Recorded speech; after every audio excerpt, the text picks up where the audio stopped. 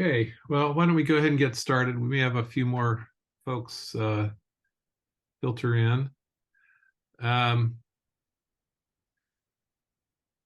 so uh, today's meeting, we're going to present our the findings that we plan on putting in the summary report. We've decided to um, focus on creating it'll probably be 12 pages or so summary report with the key recommendations in one place. Um, the uh, the technical work groups and the sections that you all have been working on will be referred to in that report and will be included as appendices. We'll also have an appendix with those sample tariffs, and we'll run that by you when we do the sample tariff section. We're going to send that out separately and get written comments from you all, hopefully here in the next couple weeks. Um, but today is probably our last workshop.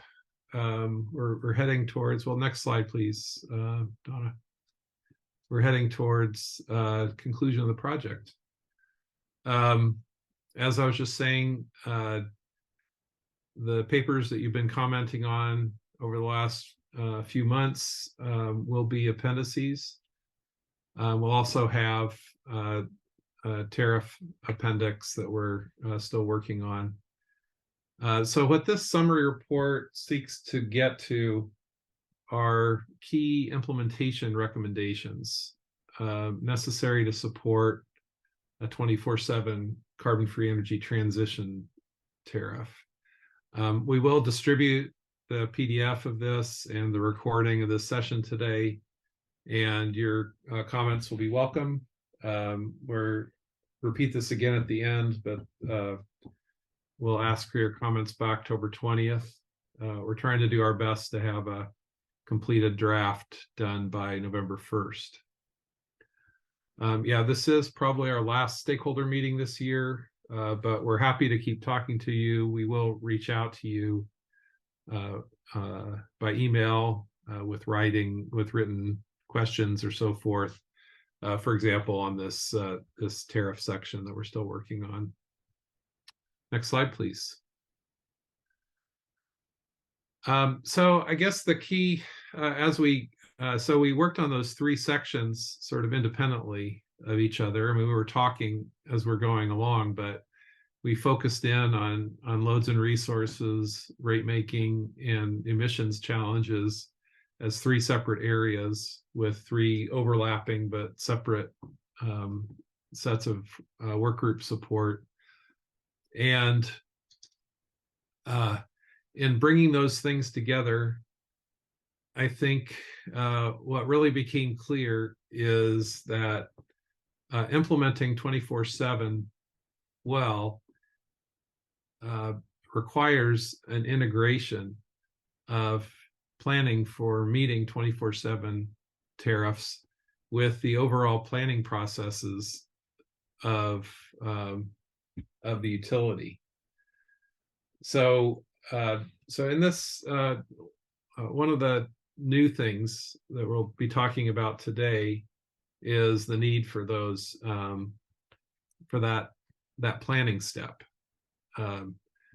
Once we get to rate making, there are these questions about cost allocation, what the benefits are, what compensation for benefits are, and all those things are kind of dependent upon how complementary the 24/7 tariff is to what the utilities already trying to do and what policy is driving the utility towards. So whether it's local policy, state policy, or federal policy, change is undoubtedly underway and rapid.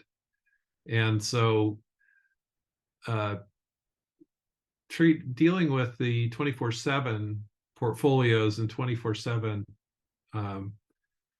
tariff in isolation from the broader planning for meeting needs on the grid, is going to be a problem. So we've added an emphasis on the planning step in this summary document. And then you'll see some of the more familiar things that you've seen before coming in. Another thing to consider here is that we're in this situation where the grid is changing rapidly. The capabilities of the grid, the information systems supporting the grid are changing rapidly. And so ultimately, the best practice 24/7 tariff that we'll be able to implement, say 5 years from now or 8 years from now, can be substantially more sophisticated and really better than what we can implement today. So, however, waiting for that, waiting for those elements of advance and progress is not really a good option. We'd like to leverage the change that complying with 24/7 tariffs can bring. So 24/7 tariffs hold the opportunity of helping to accelerate our path to decarbonization. So what we're going to focus on today, we're going to start with, sort of the ideal, the big picture of how ultimately one would hope that this would work.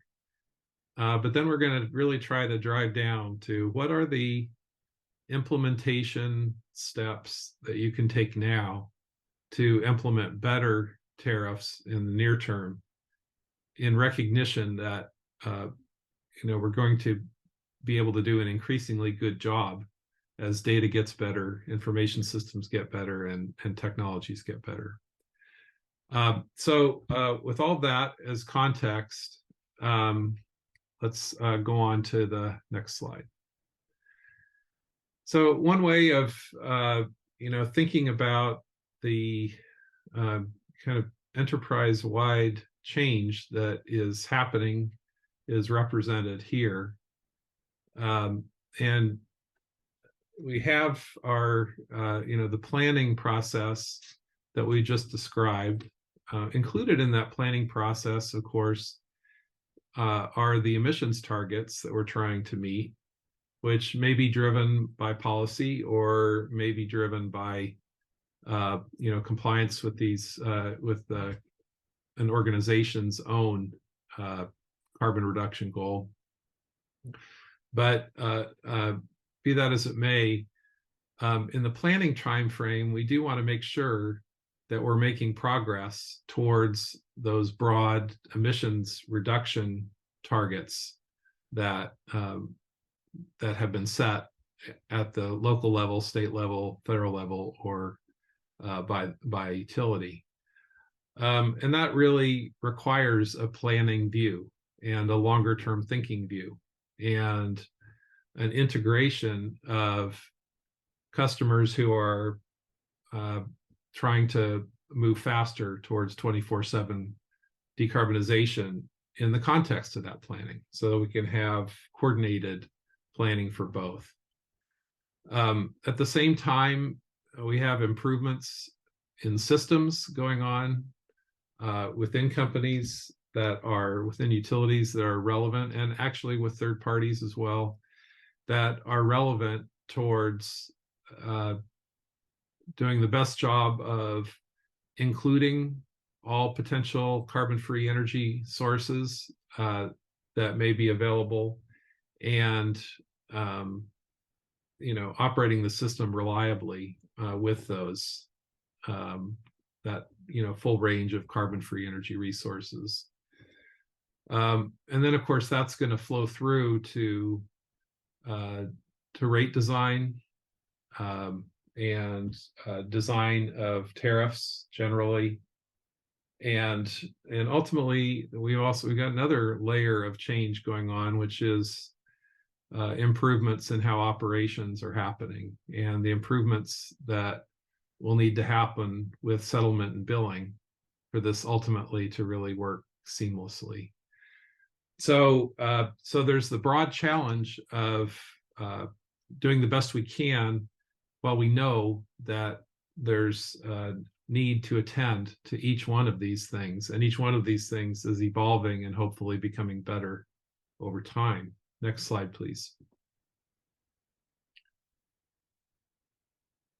So keeping an eye on what that long run best practice is going to be is helpful, because it gives us a directional guide to how to where we can make improvements now that will ultimately support those longer term best practices.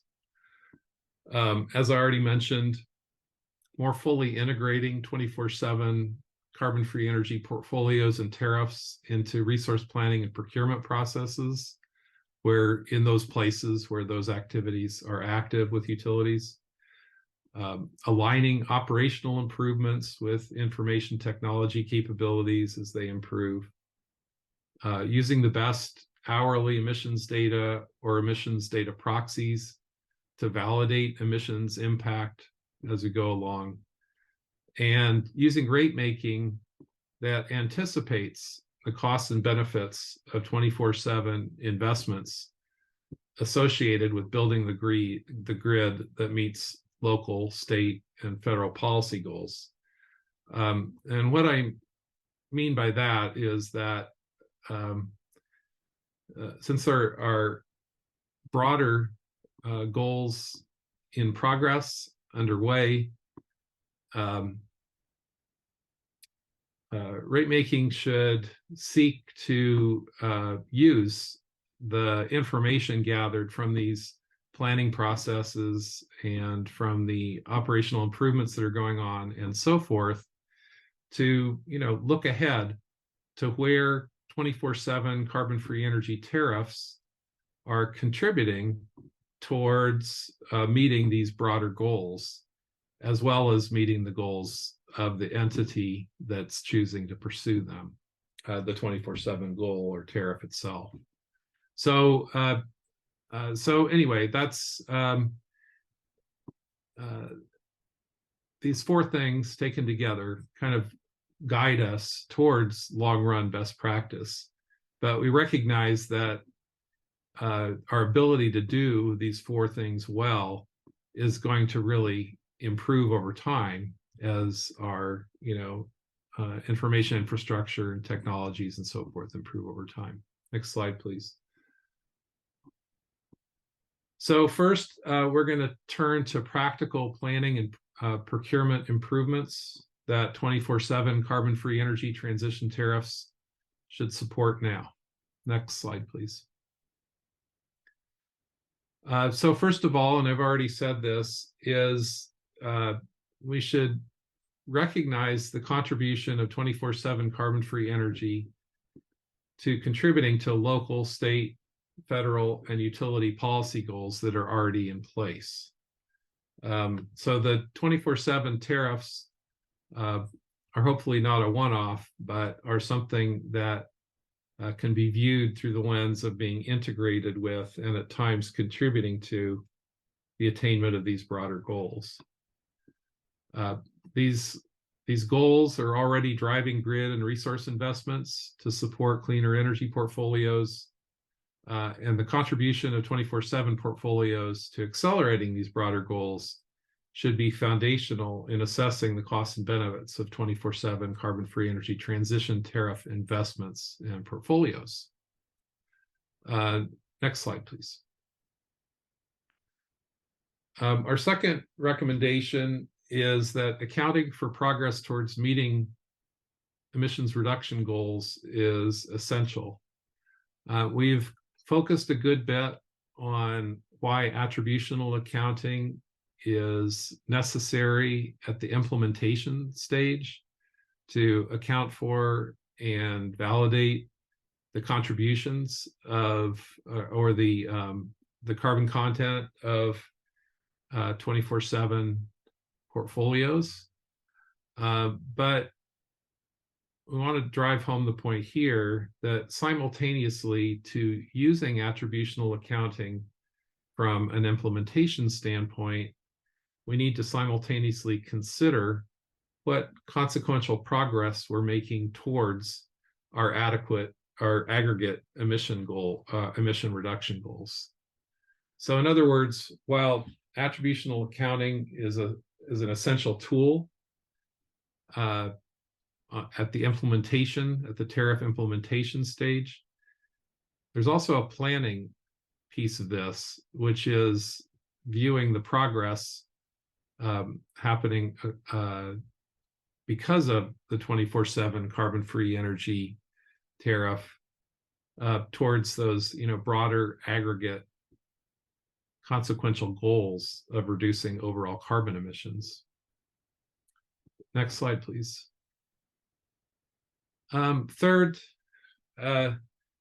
so what all this brings to light and hopefully emphasizes is that our third recommendation is that integrating 24/7 portfolio planning needs to happen within a broader planning context, and needs to happen according to the context in which the planning occurs.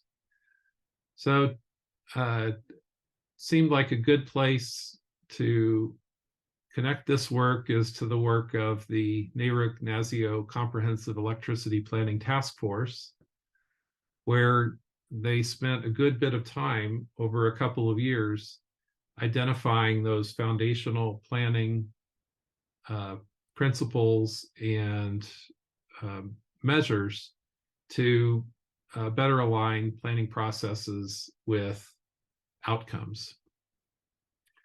So I think it's, the 24/7 tariff implementation hopefully becomes connected to a planning process that tries to comport with goals like the ones set out in the NARUC-NASIO blueprint for state action. The next slide emphasizes, you'll recall from that NARUC-NASIO task force, that they took some effort to differentiate the different contexts, whether there's restructuring or not, whether there's retail restructuring, whether there's a presence of wholesale markets or not, and so forth. And so within the context of the NARUC-NASIO project, there were 5 cohorts established that looked at best practices or a roadmap for improving planning in each of these 5. So I guess the third recommendation is going to then encourage utilities and advocates and regulators to consider the context in which their utility resides and to adopt planning principles consistent with these roadmaps developed by NARUC and NASIO as a starting point. Next slide, please. So those are our recommendations with regard to planning and how improving planning processes can help support effective 24/7 carbon-free energy transition tariffs. Now I'm going to hand it over to Sean to talk about some practical operational improvements that should be made along with 24/7. Sean? Thank you, Carl. Good afternoon, everybody. Yeah, we just have 3 slides here to really honor the most foundational aspect of the work here, which is hourly matching. The first recommendation just speaks to conducting that matching with actual data, which is also a synonym for the past, or you could think ex post. So the data that's in our systems after the fact, we need to integrate them such that we can match demand with supply. And actual does not imply perfect, and this first sub bullet tries to get at that. We want to use the best available data, whether that be hourly or monthly profiles as they translate into hourly proxies. So with that in mind, there are three basic systems at the level of the utility that are usually involved. It's the metering system for demand, it's the market settlement system for supply, and ultimately the billing system, which relays the results of that matching and applies the tariff rate and bills the customer. And so this is really a basic and essential first step that gets us prepared, us being utility, for using forecast data. Next slide, please. So the second recommendation simply matches the first. The only thing we've done is change the matching from using actual data in the past to forecast data in the future. And this graphic is from the 2013 or 14 version of the National Institute for Standards and Technology's interoperability standards. So this is what the vision was almost 10 years ago with respect to smart grid system interoperability. And it just points out the direction that the industry is moving. It's an ideal. We haven't realized it yet. In fact, NIST has published a fourth version of those interoperability standards just this past couple of years, I think 2021. And this graphic has since changed. They've acknowledged that these integrations are not yet commonplace. But with all that in mind, this is the direction we want to move with respect to hourly matching. And the system integrations that you can envision doing it's a multiple choice question and answer situation. But I think the most natural place to start is with the market systems. That's that purple box in the upper left. They're a natural starting place because the markets are already operated at least hourly, and settlements and so on are geared to that reality. What might come next with respect to system integration is the customer systems themselves. That's the lower right, or the yellowish orangish box. There's a subset there as well for distributed energy resources, which we've talked about as being an enabling source of CFE resources.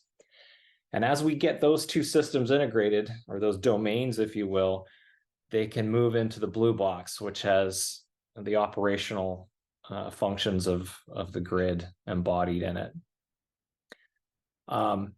There's a circular relationship in this third bullet between these issues. Tariff design is going to require you to do certain system integrations, and certain system integration limits or constraints are going to limit what you can do in your tariff design. So, chicken and egg problem here, but ultimately those two things are going to have to do a dance and in preparation for implementing a tariff with forecast data. So the bottom line is really twofold, and they're a little bit paradoxical. Some system integration is certainly necessary on one hand, but implementing the full smart grid vision as NIST had it here 10 years ago is not. You simply have to be thoughtful and think through that dance between system integration needs and limits, and tariff design needs and limits. Would you give me the last slide, please, Donna? Thank you. The third recommendation really relates to forecasting frequency. I think it's intuitive anytime you're talking about forecasting that you want accuracy. That's kind of unstated or implied here. But the frequency of the forecast is really going to be foundational if you're going to start to use forecast data to enable your matching. And in the second bullet, I think it's important to mention and call out that we really want to forecast aggregates, groups of supply resources and groups of customers who are subscribed to the tariff. Ultimately, you may bill them on an individual basis. That's also true. But the forecasting problem is, I think, best placed in aggregate. And the more frequent you can do it, the better you're able to make operational decisions and adjustments to match up demand and supply under a CFE tariff. So just to summarize, the three recommendations are to start setting up the system integrations to get your actual data matching up and billed to the customer.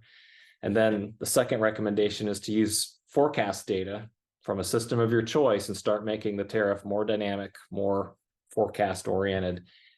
And then finally, get the forecasts themselves more accurate and more frequent to enable better and better alignment between demand and supply. I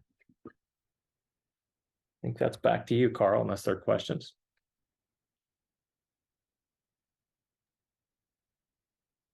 We could pause if folks have questions or if they'd like to raise anything.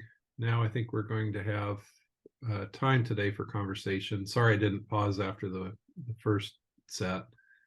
Does anybody have any issues they want to raise or questions that they would like to raise? If not, we'll move on to Dave and talk about emissions. But if you do have anything, most welcome.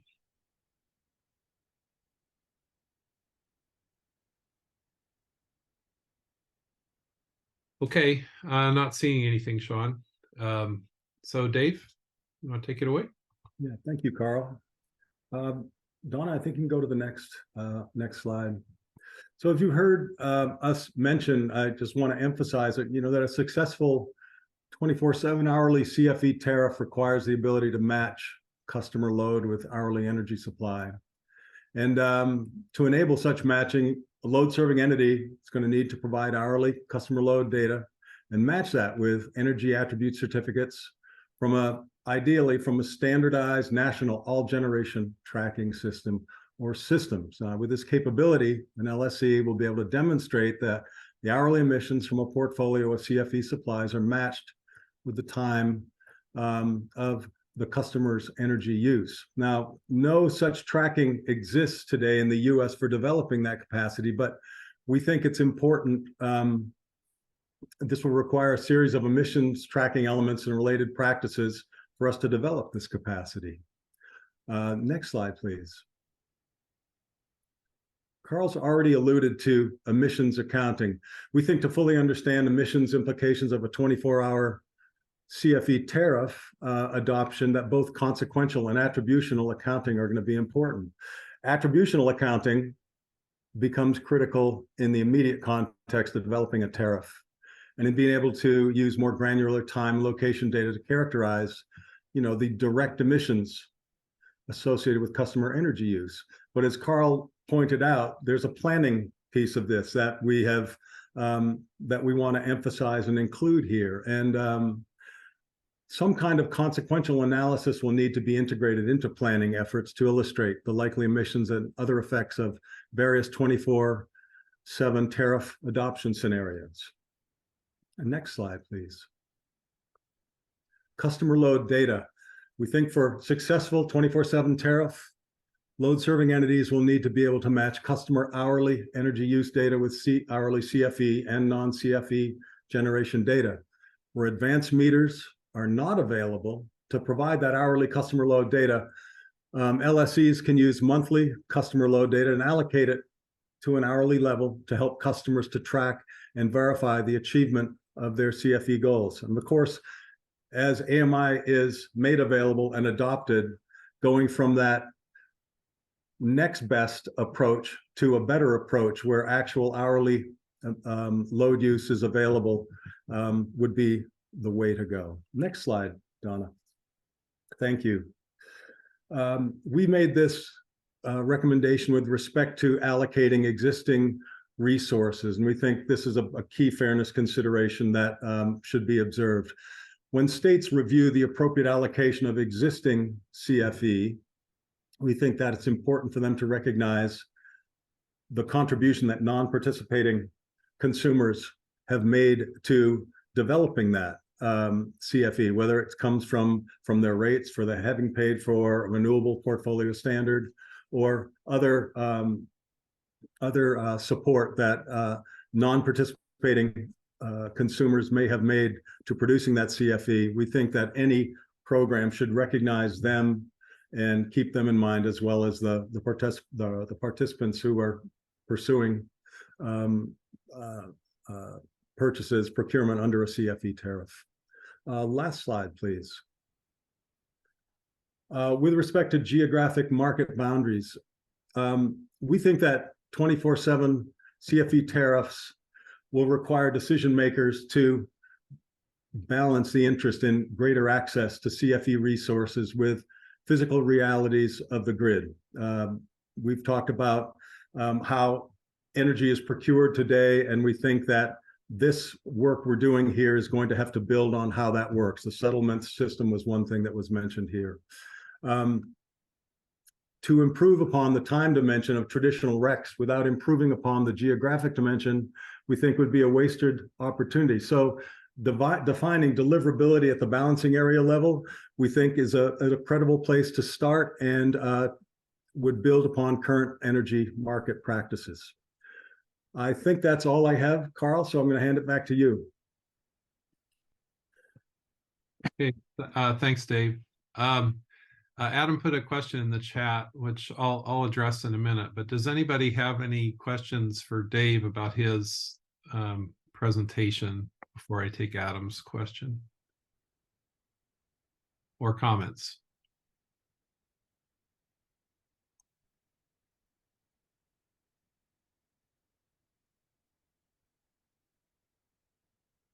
Okay, so Adam, I'll answer your question. So the target audience for this, I guess, is really threefold. We would like to encourage conversation between regulators, utilities, and customers who want to implement 24/7 carbon-free energy transition tariffs. So we're trying to create a platform for that conversation and make that conversation easier. At the end of the day, what we hope to do is to identify some, to translate these recommendations into that are included here, these high-level recommendations, as well as some more specific ones that appear in the appendices that you all have worked on before. We'd like to use those to so that folks can use it as a guide to developing tariffs for their jurisdiction. So that's what we're trying to do, Adam.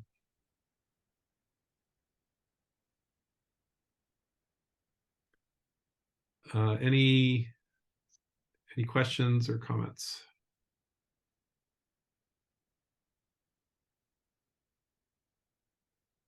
Dave, there's a question for you in the chat.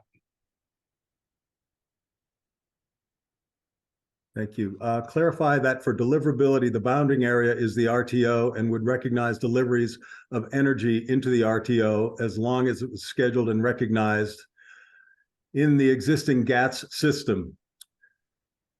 That sounds like a reasonable approach to me. What we wanted to do in making the recommendations we made was to recognize that the answer to this and the discussion that's been going on ranges very broadly from something along the lines of what you just described, Stephen, in your question, and current practices. It's my understanding that Scope 2 today allows for access using the use of certificates across the US. Okay, so a Florida procurer could take resources from Washington State, from California.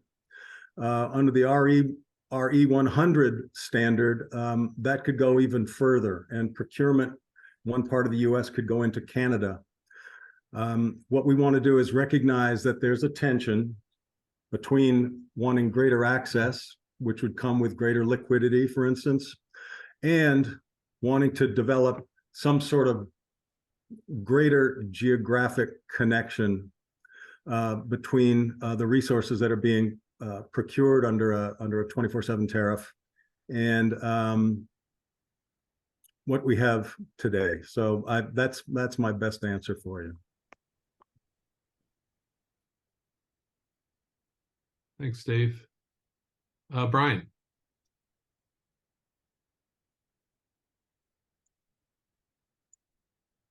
Can't hear you, Brian.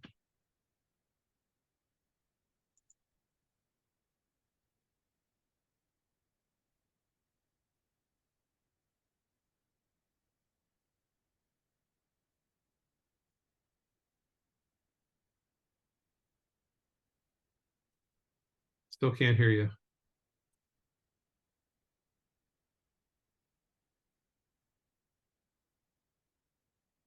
Okay. You could type something in the chat if you want, or try again later. Okay. Sorry about that. Anybody else before we move on to rate making? Okay, Mark. Thank you, Carl, and thank you to those of you who provided comments on the draft rate making memo we sent around a few weeks ago. So we can go to the next slide.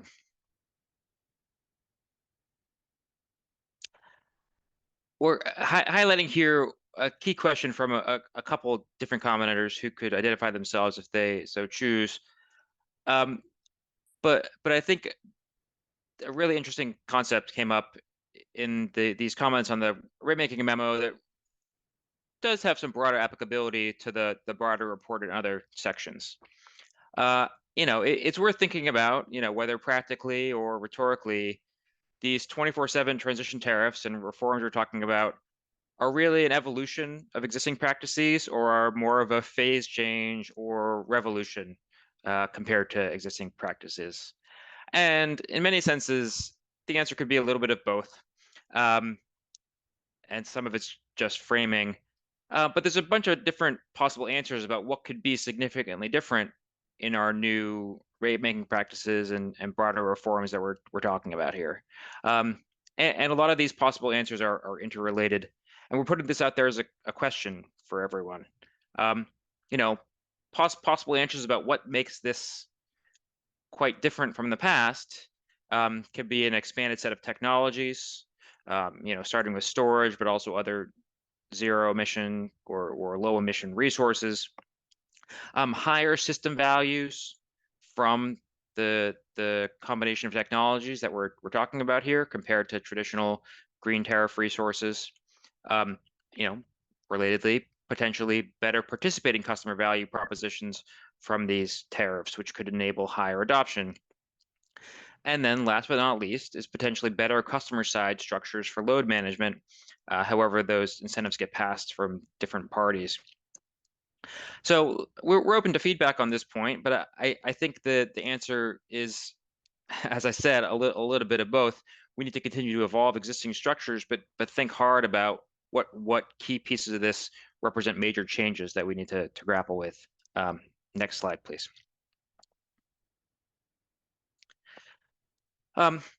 So the recommendations as we're writing them up in the main report and updated memo are similar to what we put in the draft memo for the moment, subject to further feedback. There are a bunch of major threshold issues in vertically integrated jurisdictions that are sort of foundational to how these tariffs are implemented. What's the basic rate structure we're working from? What types of load are eligible? Is it new load, existing load, a combination of both? Do you have different tariffs for different types of eligible load? What kinds of incremental costs are we really talking about here, and explicitly including and quantifying in these tariffs? What are the incremental benefits of the designated carbon-free electricity resources that we're talking about here, and how are those incremental benefits evaluated? And what are the length and conditions of the arrangement when a participating customer opts into this program? Establishing a program requires some type of answers to all of these questions one way or another. Next slide. Now, in terms of recommendations, it's important to recognize there's so many different potential combinations and permutations of those previous variables that it's hard to really specify in all circumstances. But instead, we're offering principles to work from. Participating customers should cover the net costs of designated carbon-free electricity resources that are covered by their tariff. We should encourage and in some sense need new mechanisms to ensure that participating customers have some incentive to manage and shape consumption, whether that's through rate design or through the terms and conditions of the contracts and tariffs. Under this circumstance for utility-owned resources, it's fairly straightforward that the utility typically retains primary responsibility for reliability and resource adequacy. ISOs and other entities will, of course, be involved in different regions. But in vertically integrated jurisdictions, I think this is a straightforward statement that the utility retains primary responsibility in an important sense. The utility, when we're talking about utility-owned CFE resources, the utility does bear some risk, and the customer, conversely, the adopting customer, regarding the performance of those resources to the extent the customer is relying on utility representations. And in order for the customer to have confidence that the utility will provide the resources that the customer is paying for, there needs to be some sharing and an allocation of that risk. Either explicitly in the tariff or some other understanding between the utilities and the customer. If not, I mean, the customer may have a lack of confidence in what they are actually receiving in exchange for their participation and payment under the tariff. Next slide. In vertically integrated jurisdictions, alternative supply choices is a different type of a mechanic. And it's not necessarily specific to 24/7 carbon-free electricity. There are examples of this across the country historically. The key differentiation here is that the non-utility generator often has more independent control over the operation and maintenance of the resources. And that's an important distinction between a situation where the utility continues to oversee or directly has a contract with the generator. There's many different ways to structure charges and compensation under this framework. Again, it's really hard to specify all the different options in a short-ish report. But the key issues that we see are we need to have reasonable incentives to operate the non-utility resources in an efficient way that benefits the electric system. The reliance on these non-utility resources must be properly included in the utility planning, as a part of the overall package of resources available to benefit all customers. And there's multiple agreements that can be structured somewhat differently, but must be coordinated legally and financially, and must be consistent and think through how all the different pieces tie together. Next slide, please. The situation is significantly simpler, at least right now, in jurisdictions that have supply choice. The choices about which customer charges are avoided when they adopt competitive supply was made at some point in the past whenever the restructuring was actually done. That means our work today is quite a bit easier. The complications come in the contracts between the participating customers and the alternative suppliers. Which resources those customers want, whether they're existing or new, what their costs are, could significantly influence the price. And any guarantees from the supplier to the customer need to be paid for. And the economics of these resources are deeply affected by ISO pricing and market structures. And we need to think about whether and how those are efficient and fair to all parties. Next slide. Last but not least, distributed energy resources can and should be part of the portfolio of options for customers who want to adopt 24/7 carbon-free electricity. And these practices continue to evolve, and new options are sort of proliferating in different places. Net metering continues to evolve in many places and is one of the key structures that has been used for local carbon-free resources. And there's a long list of changes that are taking place over the country. But there's also new compensation structures, including, well, PERPA contracts are an old compensation structure in an important sense, but newer offerings like FERC Order 2222 can bring alternative compensation pathways, but virtual power plants and lots of other different new ideas may pop up in coming years. So that is the short version of what we're thinking about in rate making, pricing, and resource compensation, and happy to take any questions.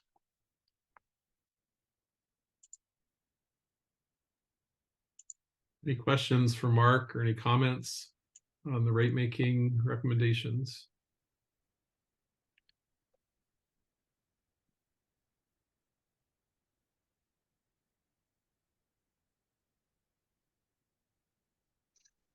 Okay.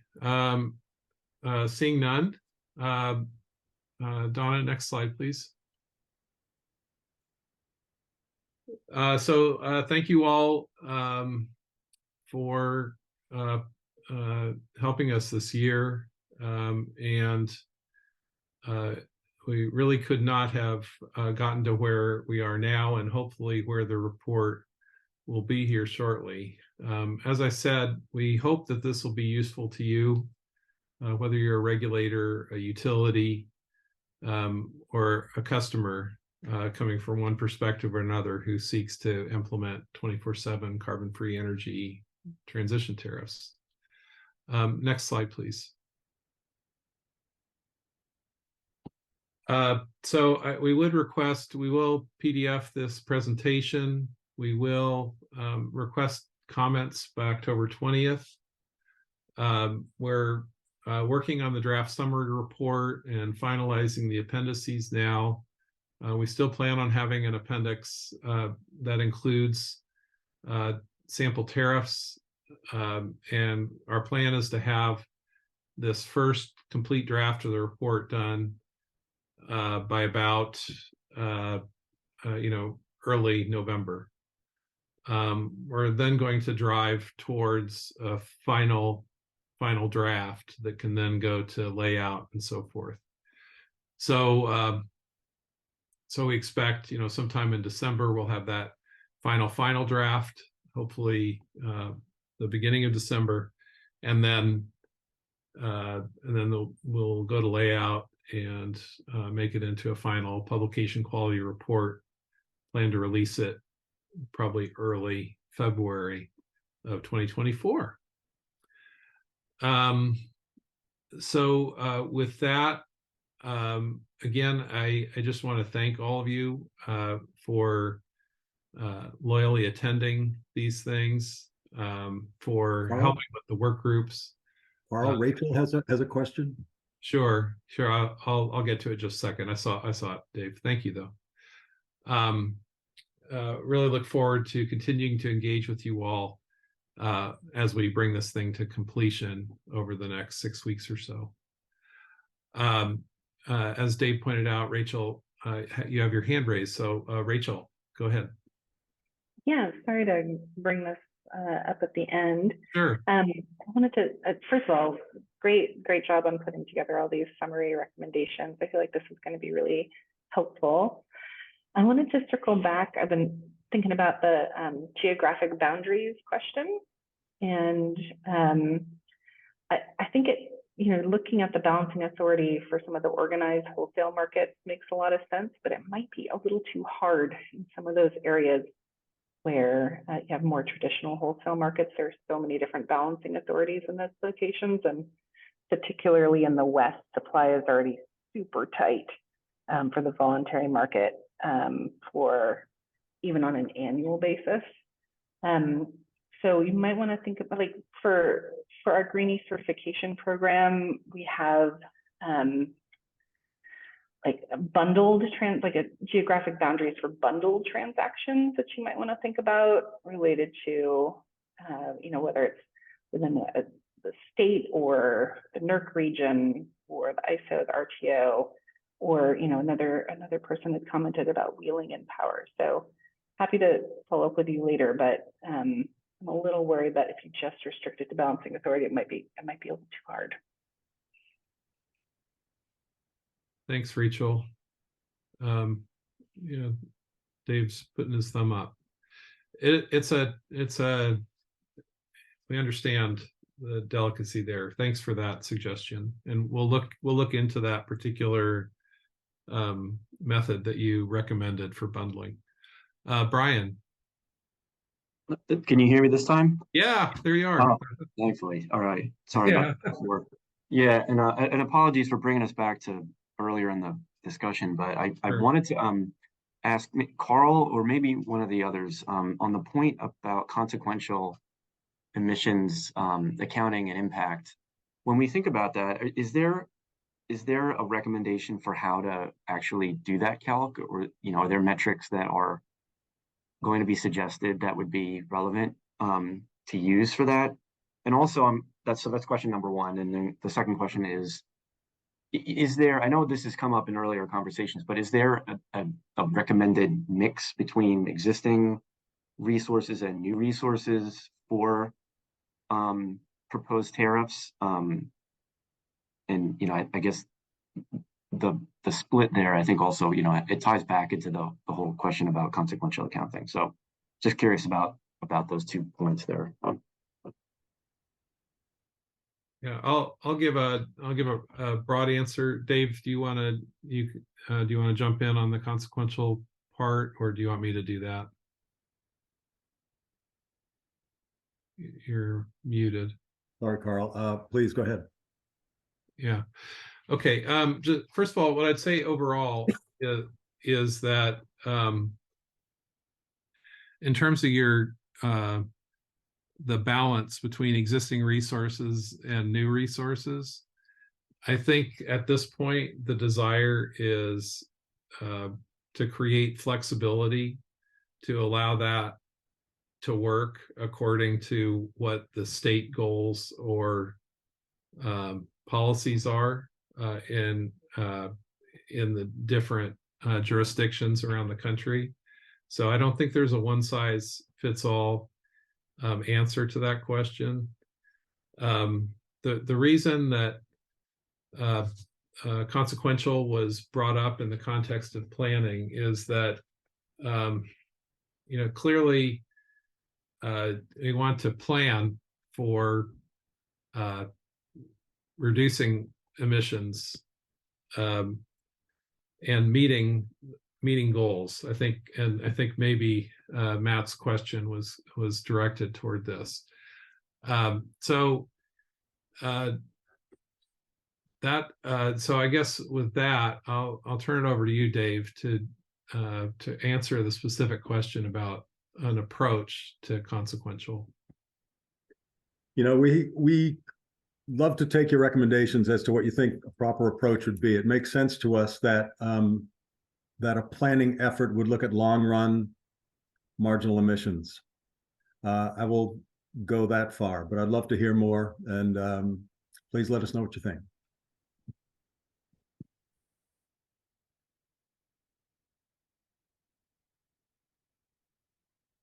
Okay. Thanks, Brian. Brian, did you have a follow-up or? No, this is great. Thank you. I can send follow-ups, and comments and such, but I think that scratched the itch. So thank you. Okay, thanks. So there's a question in the chat from Adam about what the comments, what we're asking for comments on at this time by the 20th. What we're asking for comments on was what we presented today. So what's in the presentation, and we'll distribute that around. So if there are things missing from the presentation that you think should be part of a high level, the beginning policy summary report, which is the thing that we really expect policymakers and regulators to read more carefully, then we would like recommendations on what we're missing and what should be included as important foundational recommendations that policymakers should have in front of them. If some of them are stated poorly or need to be refined, we'd appreciate your guidance on that. If they don't make sense to you, that's fair game as well. So Adam also asks about the comments on the summary report, and yeah, the intention is to distribute the summary report when it's completed for you to have a look at. We're hoping to get most of your comments in October before you see the report. I know that that's that may be a little tough, but we would like to have as few changes in November as possible, just as we drive towards getting this thing ready to go into its final publication process. So the answer is, there's kind of a two-part answer to this. Yes, you will have a chance to look at it. We hope that you give robust comments on the presentation today, so that we can make the report as good as possible when it comes out, so that the comments that you end up having are less substantive. But yeah, it will be circulated for review, and it should be in the first week of November when that happens.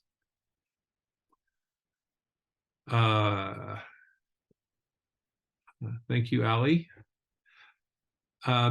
Any other questions or comments? If not, you'll be hearing from us. Thanks again for all your help. It's been a lot of fun, and we'll have fun bringing this thing to conclusion. Hopefully, it'll be useful to you wherever you are around the country. Thanks.